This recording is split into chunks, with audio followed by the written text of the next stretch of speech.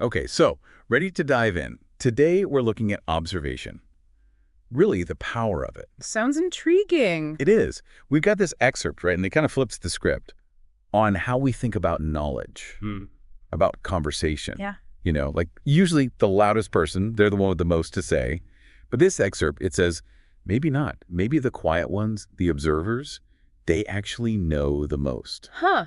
Interesting. So it's not about how much you talk, but how much you, absorb Yeah, by watching. exactly. It's like, that saying, two ears, one mouth.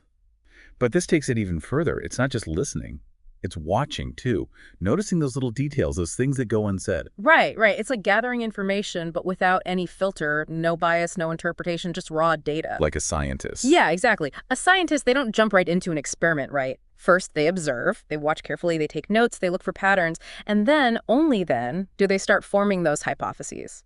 Man, that makes me think about all the times I've just charged into a situation, head first, and then later I'm like, oh, if I'd just taken a moment to observe first.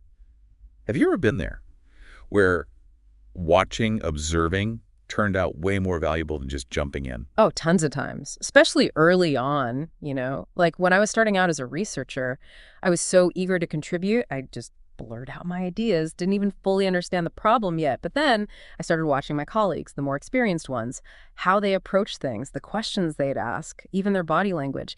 That's when things really clicked. I started to see the nuances. Wow, so you were observing not just the research itself, but the researchers. Fascinating. It's all connected, isn't it? And that brings us to another point about observation, trust. This excerpt, it mentions being able to tell whether the people speaking can be trusted. What do you think about that? How does observation link to trust? Well, I guess when you're really paying attention, you start to pick up on those patterns in people, right? Their actions, how consistent they are. And that helps you figure out if they're reliable or not. Exactly. Actions speak louder than words, right? You see if someone actually does what they say they'll do, if their words match their actions, if they're honest, straightforward in their dealings. That's what observation reveals. It's not about judging. It's more like becoming a better judge of character. That's it. Making those informed decisions. And this all ties in so well with, remember that hashtag, passion, purpose, productivity. Oh, yeah, that's a good one. Okay, so break that down for us. How does quiet observation lead to passion, purpose, and even being more productive? Think about it. When we're constantly talking or distracted by, everything around us, it's hard to really focus.